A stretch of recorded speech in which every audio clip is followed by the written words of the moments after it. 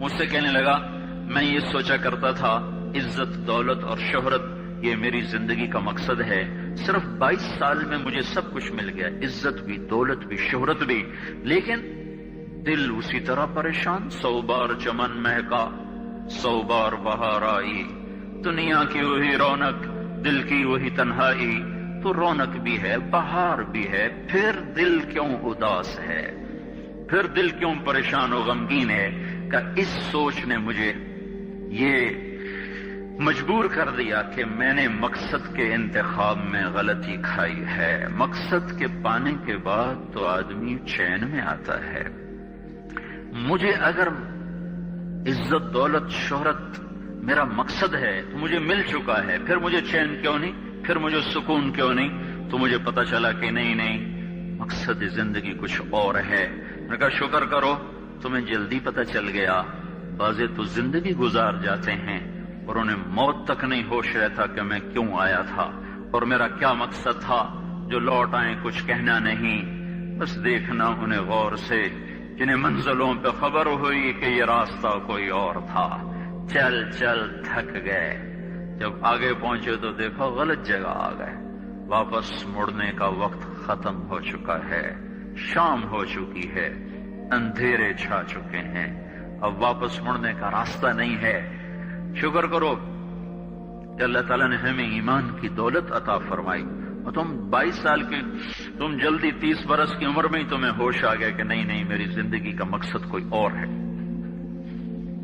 اس نوجوان نے کہا ہم دن میں 5 نمازیں پڑھتے ہیں۔ اس لڑکی نے کہا یہ تو بہت زیادہ ہے۔ تو اس نوجوان نے کہا، لمبی خیر بات ہو جائے گی، آخری بات بتاتا ہوں۔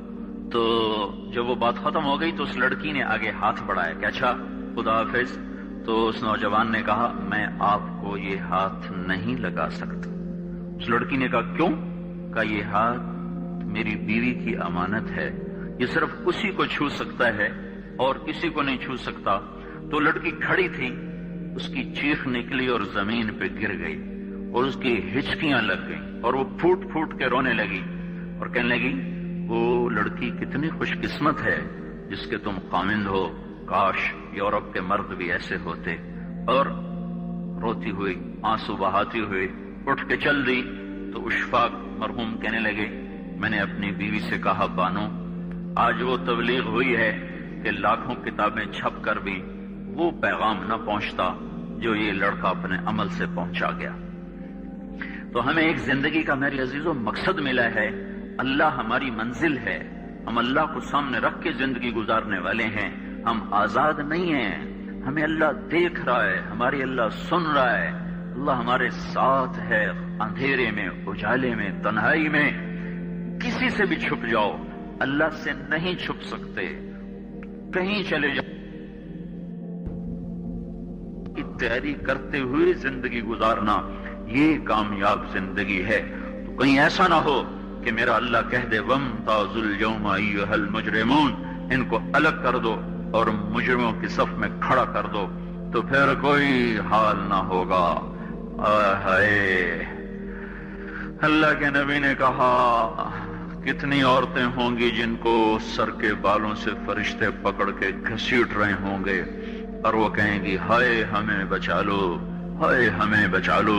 اور کتنے مرد ہوں گے جن کے جبڑوں میں ہاتھ ڈال کر فرشتے ان کو گھسیٹ رہے ہوں گے، وہ کہیں گے ہائے ہمیں بچا لو، ہائے ہمیں بچا لو۔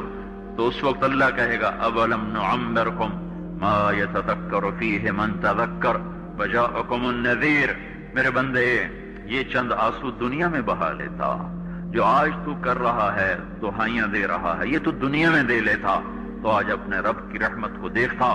تجھے بتانے والے بھی آئے تھے، تمہیں سمجھانے والے بھی آئے تھے، لیکن تو مذاق اڑاتا رہا، تو ان کے ساتھ مستیاں کرتا رہا۔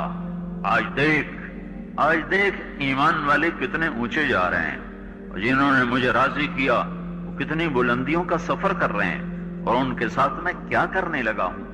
یہ کامیابی اس کو ملے گی جو اپنا سب کچھ اپنے اللہ پر لگا دے گا، وہ اپنا سب کچھ اللہ کے محبوب صلی اللہ تعالی علیہ وسلم کے طریقے پر لگا دے گا۔ یہ کامیابیاں اس کا مقدر ہیں۔ یہ زندگی چند روزہ ہے، اور آج ایک سیلاب ہے میرے عزیزوں مغرب کی تہذیب کا، اس انٹرنیٹ نے اور اس ٹی وی نے اور اس میڈیا نے ہم سے ہمارا سب کچھ چھین لیا ہے، سب کچھ ہمارا چلا گیا ہے، اور سوائے اچھل کود کے، کھیل کود کے اور زندگی کی کوئی منزل نہیں رہی۔ میں آپ سب کے سامنے یہ درخواست کرتا ہوں کہ اپنی زندگی کی منزل طے کرو، پہلے یہ سوچو اور سمجھو کہ یہ صبح، یہ شام، یہ دن، یہ رات، یہ جو گزر رہے ہیں مجھے کہاں لے جا رہے ہیں، میرا سفر کدھر کا ہے، میں کہاں جا رہی ہوں، میری آخری منزل کیا ہے، اس کے مطابق اپنی زندگی کی ترتیب بناؤ۔ میرے آپ کے نبی نے فرمایا الکیس من دان نفسہ وعمل لما بعد الموت، سمجھدار وہ نہیں جو مشہور ہو جائے، جو عزت اور دولت کو اکٹھا کرے، سمجھدار وہ ہے جو اپنی آخرت کا سامان تیار کرے اور اپنی موت کی تیاری کرے۔ اس پر جو جم جائے گا وہ دنیا اور آخرت میں کامیاب ہے، جو اس سے ہٹ جائے گا وہ ہلاک و برباد ہے۔ فرعون جیسا ظالم بادشاہ جس نے بچے ذبح کر دیے، اس کے دربار میں اس کے بیٹی کی ایک خادمہ تھی، باندھی تھی، اس نے چپ کے کلمہ پڑھ لیا، وہ مسلمان ہو گئی، وہ ایمان لے آئی۔ ایمان ایسی دولت ہے جو چھپے نہیں چھپتا، وہ نظر آتا ہے، جہاں نظر آتا ہے وہاں روشنیاں پھیل جاتی۔ میں جب سے کالج چھوڑا میں کبھی ہوٹلوں میں نہیں گیا، یہ 5 اسٹار ہوٹل کا اس وقت ہم جایا کرتے تھے جب کوئی وہاں جانے کا نام نہیں لیا کرتا تھا۔ چھوٹی عمر میں لاہور چلے گئے، ماں باپ جیب میں پیسے ڈال دیتے تھے، وہ سمجھتے تھے پڑھ رہے ہیں، ہم کچھ اور کاموں میں ہوتے تھے۔ تو پھر اس کے بعد میں زندگی میں پہلی دفعہ گیا، ہمارے ایک دوست تھے، ان کی بیٹی کی شادی تھی، تو میں کبھی نہیں جاتا ایسے موقعوں پر اس قسم کی جگہ پر، لیکن اس نے میری اتنی منت کی کہ میں شرمندہ ہی ہو گیا۔ میں نے کہا اچھا بھائی میں آ جاؤں گا، اور پھر اس نے مجھے تسلی دلائی کہ وہاں سارا الگ الگ ہے، عورتوں کا انتظام الگ ہے، مردوں کا الگ ہے، PC لاہور میں۔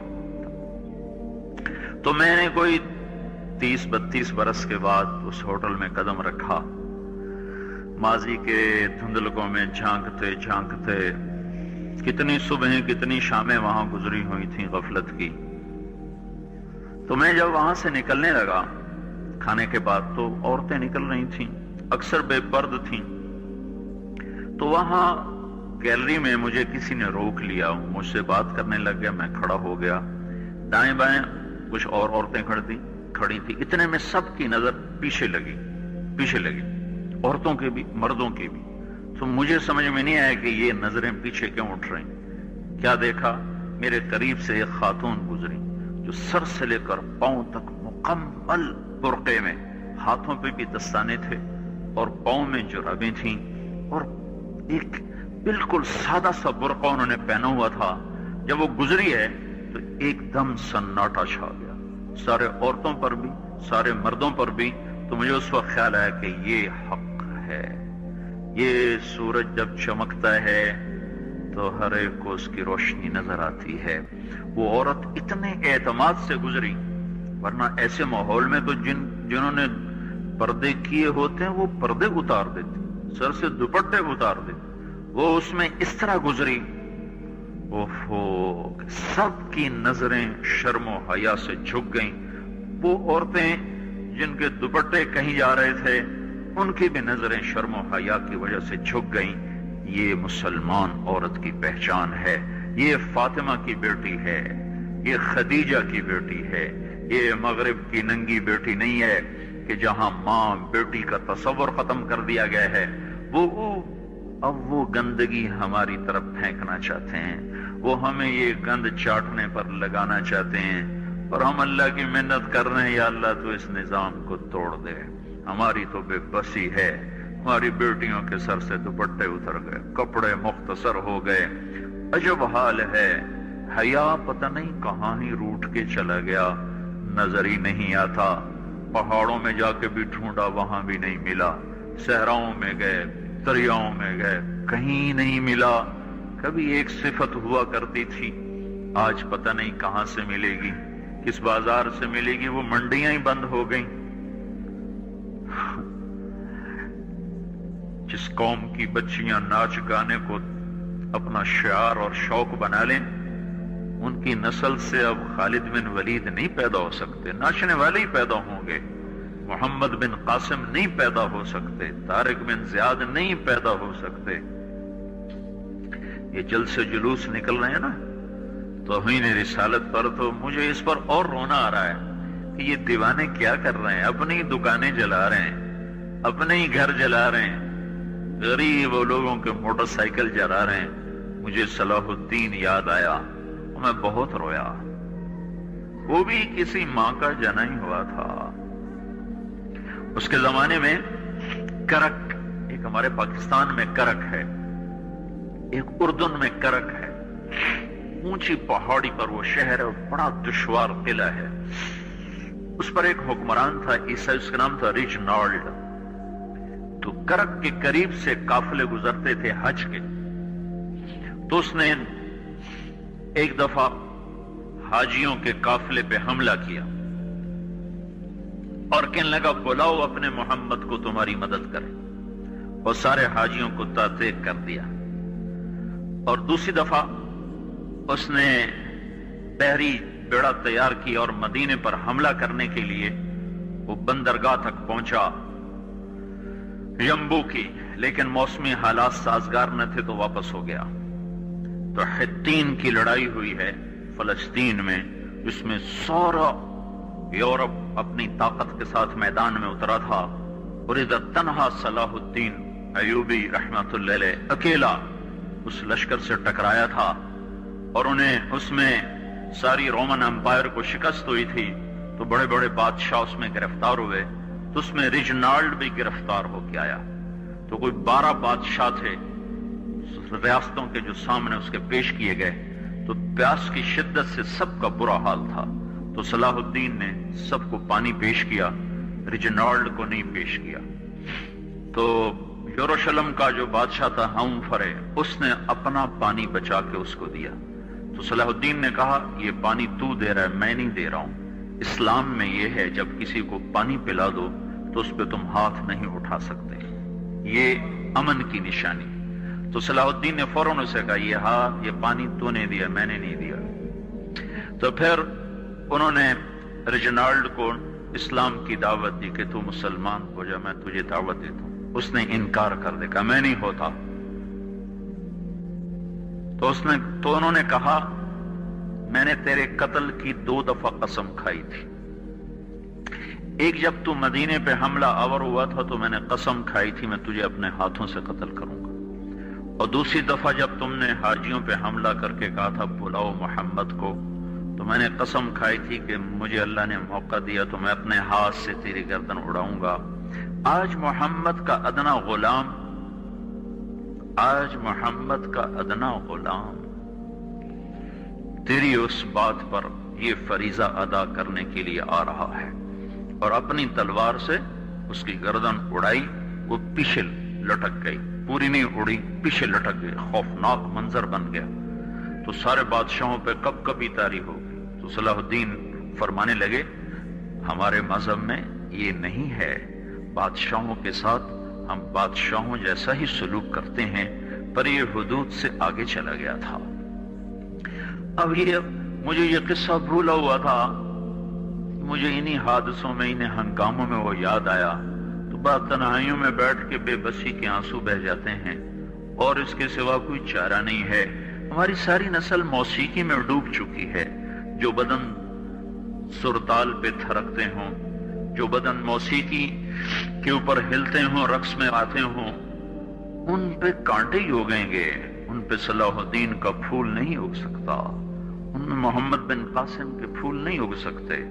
بانجھ ہو گئی ہے ہماری نسل، اور یہ یورپ کا سحر ہے جو چل گیا ہے، ہماری بے بسی ہے، ہماری بے بسی ہے۔ میں تو بس منت ہی کروں گا اپنے آپ کو پہچانو، اپنی ہستی حیثیت کو پہچانو، اپنی نسبت بدلو۔ تمہاری نسبت یورپ کے ساتھ ہو کے اگر موت آئی بے قیمت ہو جائیں گے، اگر مدینے والے کی نسبت مل گئی تو حضرت فاطمہ کے دائیں بائیں تمہیں بھی کھڑا کر دیا جائے گا، حضرت خدیجہ کے دائیں بائیں تمہیں بھی کھڑا کر دیا جائے گا۔ یہ چند دن ہیں، صبر کر لو، گھٹ گھٹ کے مر جانا ہی بیٹیوں کی روایت ہے۔ مشرق کی بیٹی، اس نے گھٹ گھٹ کے مرنا ہی سیکھا ہے۔ ہاں، یہ آزادی، یہ آوارگی، یہ مغرب کی عورت کا خاصہ ہے۔ اور 18ویں صدی تک مغرب میں بھی کوئی عورت ایسے ننگی نہ تھی، اور گھر کی زندگی تھی۔ 1792 میں لندن میں ایک عورت تھی، میری والسٹون کرافٹ۔ اس نے آزادی نسواں پر سب سے پہلے کتاب لکھی تھی کہ عورتوں کو آزاد کیا جائے۔ اس آزادی کا زہر ہے جو آج بھرا ہوا ہے۔ پھر اسی لندن میں 1792 1998 200 سال گزرے کہ اسی انگلینڈ کا سروے کیا گیا، عورتوں سے پوچھا گیا تم گھریلو خاتون بن کے رہنا چاہتی ہو جو اسی طرح جیسے آج زندگی ہے؟ 98% عورتوں نے کہا ہم گھر کی خاتون بن کے رہنا چاہتی ہیں، لیکن ہمیں خامند میسر نہیں ہے، ہمیں بوائے فرینڈ ملتے ہیں جو ٹیشو پیپر کی طرح مسل کے ہمیں پھینک دیتے ہیں۔ تو اس غلاظت کا انہیں بھی پتہ چل چکا ہے، لیکن اب وہ نکل نہیں سکتے۔ جو نکالنے والے تھے وہ خود اس پر ریچھ گئے۔ نکالنا ہم نے تھا، ایمان والوں نے، ہم خود اس زندگی پر ریچھ گئے ہیں۔ اپنے آپ کو نکالو اس دلدل سے۔ ہماری عورت، ہماری بیٹی کی عزت یہ نہیں ہے کہ وہ زینت محفل بن کے بیٹھی ہو۔ ہماری بیٹی کی عزت یہ ہے کہ اس کا ناخن بھی نظر نہ آئے۔ ہماری معراج یہ نہیں ہے کہ وہ اسٹیج پہ ناچ رہی ہو۔ ہماری معراج بھی یہ کہ وہ رات کی تنہائی میں قرآن کے سامنے بیٹھ کے رو رہی ہو۔ جیسے میں اپنے اندر سے روٹی کی طلب کو نہیں نکال سکتا، پانی کی طلب کو نہیں نکال سکتا، ایسے ہی میرے بھائیو دنیا میں کوئی انسان ایسا نہیں ہے جو اپنے اندر سے اللہ کی طلب کو نکال دے۔ جیسے بھوکے کو روٹی نہیں ملتی، اسے نہ بیوی اچھی لگتی ہے، نہ بچے اچھے لگتے ہیں، نہ کلینک اچھا لگتا ہے، نہ اسے اپنا تخت اچھا لگتا ہے، نہ اسے اپنا گھر اچھا لگتا ہے۔ جب تک کھانا نہ ملے، پانی نہ ملے، وہ بے قرار، بے چین، اور اس کی بے قراریاں نہ کوئی پیسہ دور کر سکتا ہے، نہ بیوی دور کر سکتی، نہ بچے، نہ حکومت۔ بھوکا ہے، روٹی سے ہی یہ پریشانی دور ہوگی، پیاسا ہے، پانی سے ہی یہ بے قراری دور ہوگی۔ ایسی میرے بھائیوں، میرے اللہ کی قسم، اللہ نے ہماری روح کے اندر اپنی طلب کو ڈال دیا ہے۔ جب تک اللہ نہیں ملے گا یہ بھوکے کی طرح تڑپتا رہے گا، پیاسے کی طرح یہ بے قرار رہے گا، یہ مچھلی پانی کے بغیر جیسے تڑپتی ہے، ایسے ہی جو انسان، جو مرد عورت اللہ تک نہیں پہنچ پاتا اور اللہ کو اپنا نہیں بنا پاتا، وہ اسی طرح بے قرار، بے چین رہتا ہے۔ اب چونکہ اللہ تو سامنے، اللہ تو ملا نہیں ہے، اور اندر کی بے قراریاں ہیں، وہ کبھی اس کو شکلوں میں ڈھونڈتا ہے، کبھی اسے شراب میں ڈھونڈتا ہے، کبھی نغموں میں ڈھونڈتا ہے، کبھی سیر کے لیے نکلتا ہے، پہاڑوں کی چوٹیوں میں ڈھونڈتا ہے، کھلے میدانوں میں ڈھونڈتا ہے، رقص گاہوں میں جا کے اس اندر کی بے قراریوں کو دور کرنے کا سامان تلاش کرتا ہے۔ خوبصورت شکلوں سے ہم آغوش ہونے میں اس سامان کو تلاش کرتا ہے، بڑے بڑے منصب اور مرتبوں کو طے کرنے میں، سر کرنے میں وہ اپنے لیے اس بے قراریوں کو تلاش کرتا ہے۔ لیکن میرے بھائیوں، میرے رب کی قسم، جب تک اللہ نہیں ملتا یہ اسے بے قراری بڑھتی رہتی ہے، بڑھتی رہتی ہے، بڑھتی رہتی ہے۔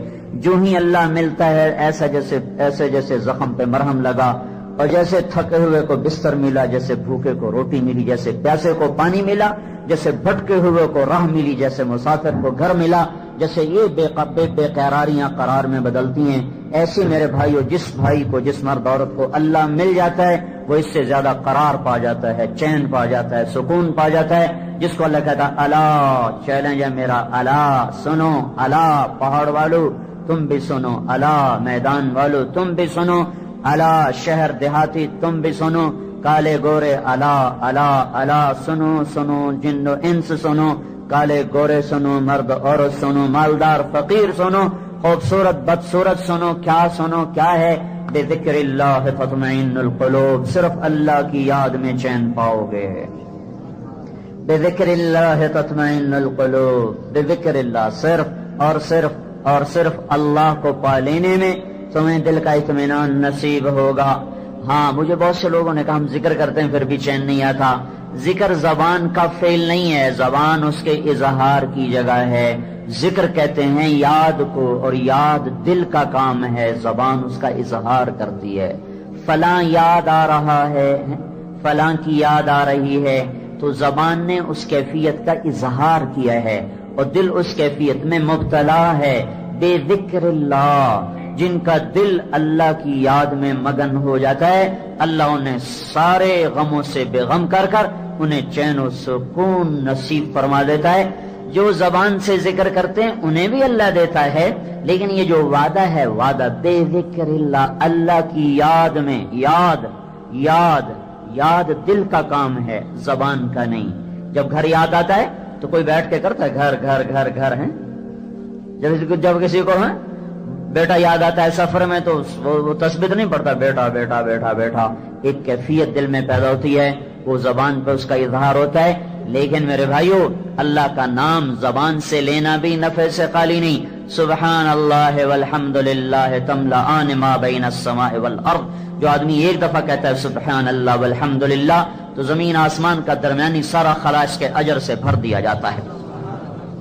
اس کے الفاظ میں بھی اتنا کچھ ہے۔ یہ سبحان اللہ کہتے کہتے کہتے کہتے جب دل میں اتر جاتا ہے اللہ، الحمدللہ، لا الہ الا اللہ، اللہ اکبر کہتے کہتے سفر کیے، دعوت دی، دھکے کھائے، تو آہستہ آہستہ آہستہ دل کے دریچے کھلتے ہیں اور اس میں اللہ کی محبت اترتی ہے۔ جب اللہ کو دل یاد کرنے لگتا ہے، پھر یہ اس کیفیت کا حامل ہو جاتا ہے جسے اقبال مرحوم نے کہا تھا، دو عالم سے کرتی ہے بیگانہ دل کو، عجب چیز ہے لذت آشنائی۔ پھر ہر چیز سے بے نیاز ہو جاتا ہے۔ یا ابن آدم اطلبنی تجدنی فإن وجدتنی وجدت كل شيء وإن فتنی فاتك كل شيء وأنا خير لك من كل شيء۔ میرا بندہ میری طلب میں آ، میں وعدہ کرتا ہوں جو میری طلب میں آئے گا میں اسے مل جاؤں گا، وہ مجھے پالے گا۔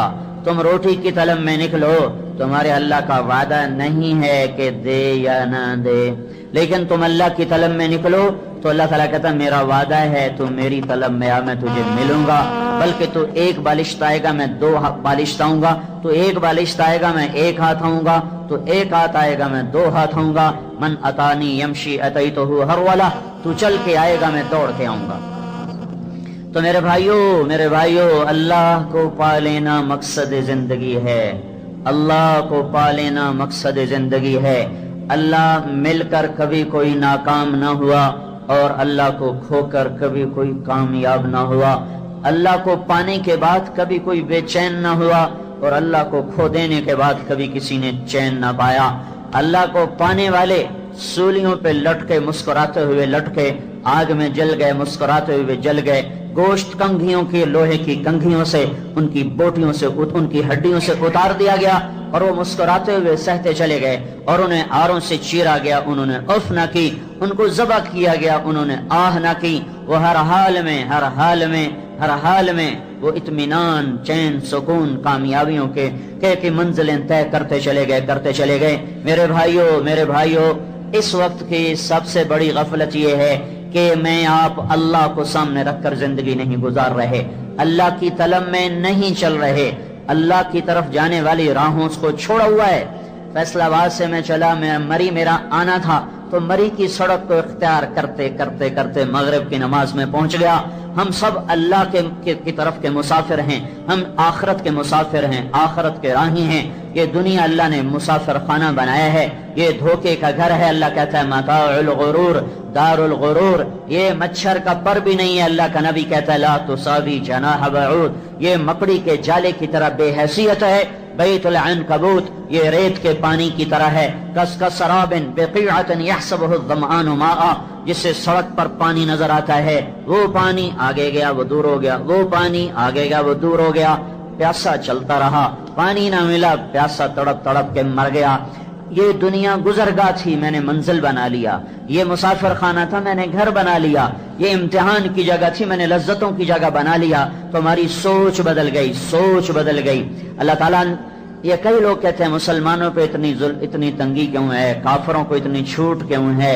یہ اللہ تعالیٰ پہلے ہی، اللہ تعالیٰ موسیٰ علیہ السلام کا بھلا کرے، اس سوال کا جواب دے دلا کے قیامت تک آنے والی نسلوں کو بالکل تسلی کرا دی۔ موسیٰ علیہ السلام نے پوچھا یا اللہ انک تقتر علی المؤمن، میرے مولا تو مومن پہ بڑی تنگی لاتا ہے، بڑی پریشانیاں لاتا ہے، یہ کیوں ایسا کرتا ہے؟ ففتح له بابا من الجنہ، اللہ تعالیٰ نے جنت کا دروازہ کھولا۔ کہا موسیٰ دیکھ تو صحیح ہے، میں نے موسیٰ مسلمان مومن کے لیے کیا تیار کیا ہے۔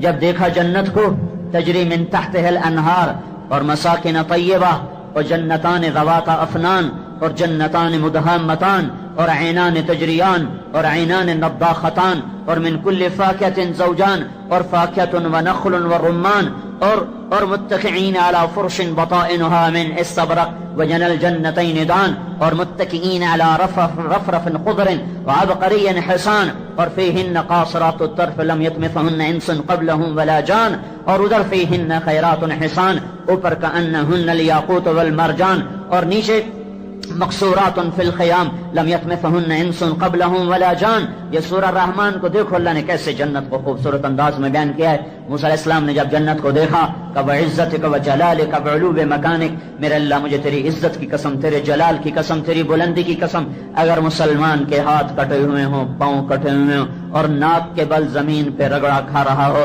کوئی اس کو کھلانے والا نہ ہو، پلانے والا نہ ہو، پیشاب صاف کرنے والا نہ ہو، اور وہ اس طرح تڑپ تڑپ کے، اور اسی طرح وہ بے قراریوں میں اور مشکلات میں، کوئی زندگی ہے، ہاتھ بھی کٹے ہوں، پاؤں بھی کٹے ہوں، کوئی زندگی ہے، ایک پل بھی مشکل۔ اور موسیٰ علیہ السلام کہہ رہے ہیں یا اللہ لو کان اقتل یدین والرجلین، ہاتھ بھی کٹے ہوں، پاؤں بھی کٹے ہوں، اور ناک کے بل مکبن علی وجہہ، اور وہ مٹی میں اس کا منہ ملا ہوا ہو، اور کوئی اس کا پرسان حال نہ ہو، اور انہی مشقتوں میں قیامت تک زندگی گزارے، 50 سال نہیں، 60 سال نہیں، 100 سال نہیں، موسیٰ علیہ السلام کو گئے ہوئے، آج سے موسیٰ علیہ السلام کو گئے ہوئے 3500 سال ہو چکے ہیں، تو وہ کہہ رہے ہیں موسیٰ علیہ السلام کے قیامت تک ایسے زندگی گزارے، اور مر کے یہاں چلا جائے جو میں نے دیکھا ہے، تو میرے مولا لم یر شرن قط، مجھے تیری عزت کی قسم اس نے کوئی غم نہیں دیکھا۔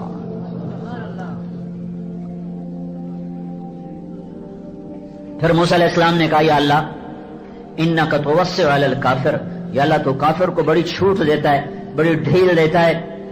ففتح له بابا من النار، اللہ نے آگ کا دروازہ کھولا، آگ کا دروازہ کھولا، اور موسیٰ علیہ السلام نے دیکھا انہا لظا نزاعۃ للشوا، بھڑکتی ہوئی آگ، کھال کو کھینچنے والی آگ، حمالۃ، اور وہ کیا ہے جو انہا علیہم مؤصدہ فی عمد ممددہ، تہ بتیل بنی ہوئی آگ، ستونوں میں پھنسی ہوئی آگ، سلاسل و اغلالا و سعیرا، بھڑکتی ہوئی آگ، زنجیریں اور بیڑیاں، ہتھکڑیاں اور گلے کے توق، اور ترمی بشرر قلقصر کانہ جمالات صفر، ایک ایک انگارہ نہیں، ایک ایک اس کی اڑنے والی چنگاری اتنی بڑی جیسے بڑے بڑے محل ہوں۔ میرے نبی سے جبریل نے کہا یا رسول اللہ دوزخ میں سے سوئی کے ناکے کے برابر سوراخ کر دیا جائے، اس میں سے جو آگ کا شرارہ نکلے گا ساری دنیا کو جلا کے بھسم کر دے گا، صرف سوئی کے ناکے کے برابر۔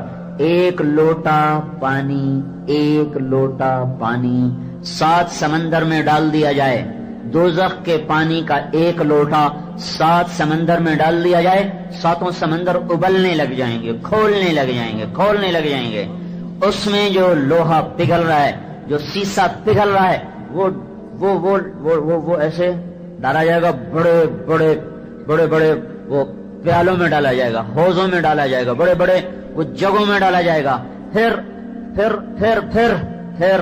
لٹایا جائے گا جہنمی کو۔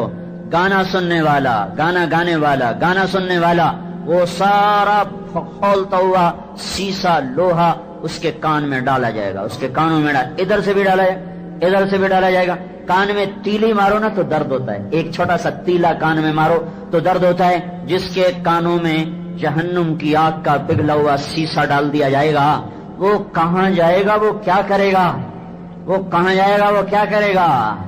گانا نہ سننا تھوڑی سی مشقت کا کام ہے، اپنے کانوں کو روک لینا اس لذت سے تھوڑی سی مشقت کا کام ہے، اور سنتے سنتے مر جانا اتنے بڑے عذاب کا کام ہے، اتنی بڑی ہلاکت کا کام ہے۔ پھر یہ تو جہنم کی آگ ہے، جنت میں جانے پر بھی اللہ کہے گا وہ کہاں ہیں جو دنیا میں گانے نہیں سنتے تھے، آج ان کو ہم جنت کا گانا سنائیں گے۔ تو موسیٰ علیہ السلام نے